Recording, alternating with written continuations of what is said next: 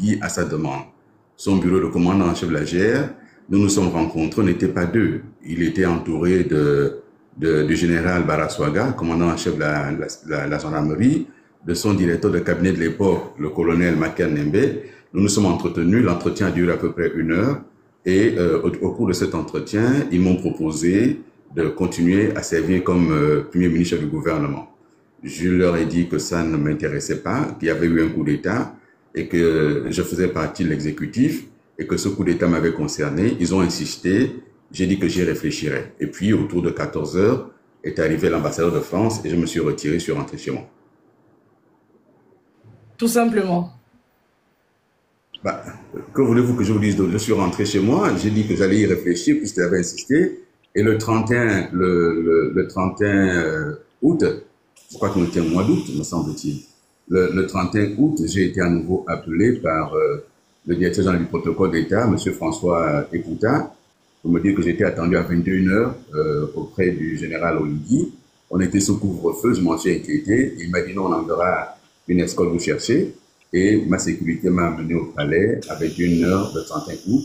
Et là, à 21 heures, j'ai trouvé un certain nombre de personnalités et de personnes proches du général Oligui, qui étaient toutes d'ailleurs de Ngoni. Et il m'a reçu au salon marocain, en présence cette fois-ci de Syria Kanjoua, et il m'a réitéré sa décision de faire de moi son premier ministre, qui m'avait d'ailleurs été confirmé dans la journée par quelques-uns de mes amis qui en avaient eu la confidence. Là aussi, bon, écoutez, les éléments de preuve existent, s'ils veulent en douter. Et puis, j'ai dit que j'allais y réfléchir et j'ai fini par décliner parce que je ne souhaitais pas du tout m'impliquer dans la gestion de militaires qui nous avaient enlevé du pouvoir. Non pas parce que j'étais nostalgique de quoi que ce soit, mais parce que j'estime que le démocrate que je suis, on en parlera, je ne peux pas les servir dans un gouvernement militaire. Voilà, c'est tout. Très bien. Alors, pour planter le décor comme ça, et juste après cette question, je ferai monter les différents panélistes. Les Gabonais vous ont souvent reproché certaines déclarations que vous avez faites à l'époque où vous étiez porte-parole du gouvernement ou de la présidence. Est-ce que vous pensez que dans le cœur des Gabonais ou par rapport à vos déclarations aujourd'hui, vos attitudes, le peuple gabonais pourrait vous pardonner des déclarations que vous aviez souvent faites? Vous savez, c'est une question que je me suis posée, mais sérieusement, je me la suis posée. Aujourd'hui, j'ai reçu l'association des victimes des événements de 2016. C'était la première fois qu'on se rencontrait. Il y avait Madame Aïcha, il y avait Monsieur Mavioga, il y avait d'autres qui étaient là, dont je me souviens plus les noms. Nous nous sommes entretenus pendant environ 1 heure et demie. Et pendant 1 heure et demie, nous nous sommes parlé.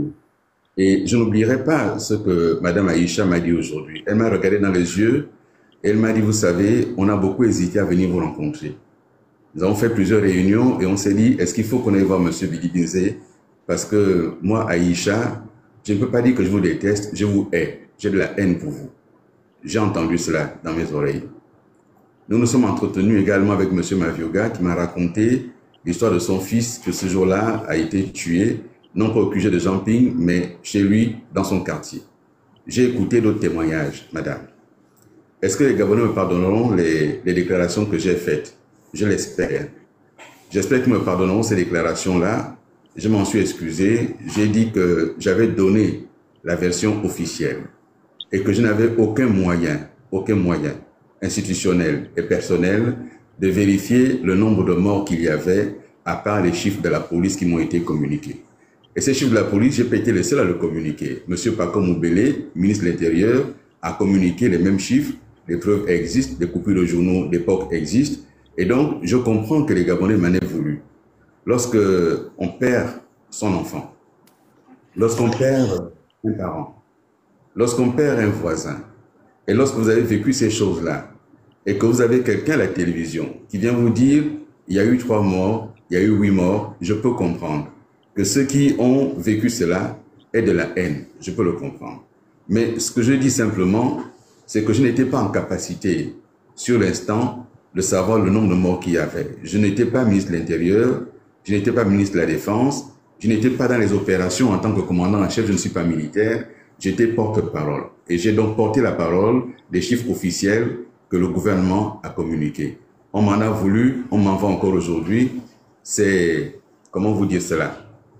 C'est quelque chose que je déplore et j'espère qu'un jour les Gabonais comprendront. C'est pour cela que, à titre personnel et au titre de mes engagements, je me bats pour qu'il y ait cette commission vérité, justice et réconciliation. À titre personnel parce que mon âme, ma conscience, mon intégrité morale sera totalement guérie lorsque je saurai ce qui s'est passé. Et j'ai fait une déclaration en disant, une fois que cette commission se sera réunie, qu'on aura mené toutes les enquêtes et qu'on aura établi les responsabilités, moi, Billy Binze Alinto, j'ai conscience que M. Ali Bongo était auteur des instructions qui ont été données. La loyauté que je lui ai témoignée, je la retirerai parce que ce serait inacceptable. Je l'ai dit et je souhaite que cette commission ait lieu. Je suis candidat. Si je suis élu, je la mettrai en place aussitôt. Si je ne suis pas élu, je me battrai pour que cette commission soit en place parce que les Gabonais ont droit à la vérité et moi-même, j'ai droit à cette vérité pour la réparation de mon image dans l'opinion et pour la réparation de notre pays. On a droit à cette vérité-là. Très bien. Donc, comme ça, je vais commencer à donner la parole aux panélistes. Et le premier intervenant va être Monsieur Bernard Christian Rekula. Bonjour, Monsieur Alain Claude. Soyez le bienvenu sur ce plateau. Je suis Bernard Christian Rekula, activiste, lanceur d'alerte gabonais. Je vais vous poser en 5 minutes quelques questions. Je vais être certainement cru dans mes questions, tout en restant cordial, bien sûr. Monsieur Alain-Claude Bilye-Binze, vous avez dit vous-même que vous avez été l'un des piliers visuels du régime déchu. Vous avez conscience également qu'à tort ou à travers, vous êtes extrêmement détesté par une grande partie de la population gabonaise. Je ne saurais la quantifier, mais ce qui est sûr, c'est que vous êtes extrêmement détesté, voire haï par une grande partie de la population gabonaise. Et aujourd'hui, à cause de ce coup d'État, vous vous présentez à l'élection présidentielle. Premièrement, pensez-vous que qu'il y a eu suffisamment de temps écoulé afin que les Gabonais puissent, malgré votre mea culpa, vous pardonner, tourner la page et vous élire